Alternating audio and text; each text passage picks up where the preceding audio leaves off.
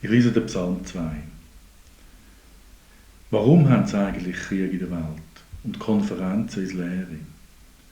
Warum stehen die Grossen dann auf miteinander und sich verschwören?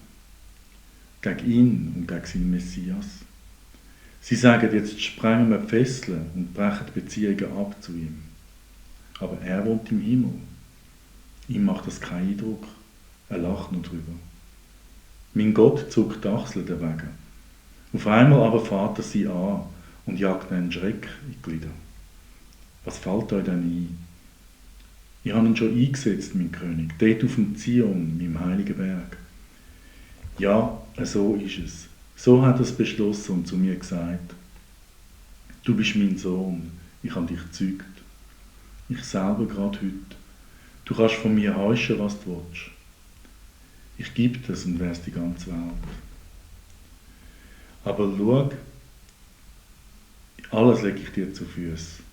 Du kannst damit machen, was du willst. Fortschmeissen oder verschlagen, wie ein Töpfer sein Geschirr. Und jetzt, ihr Grossen, werdet vernünftig. Ihr Richter auf Erden, nehmt euch zusammen. Steht lieber ihm bei mit eurem Leben. Und macht, dass er gross rauskommt. Sonst hat es dann gefehlt. Und ihr seid verloren, trotz eurer Schachzüge. Steht gerade auf, ihr, wo vertraut auf ihn.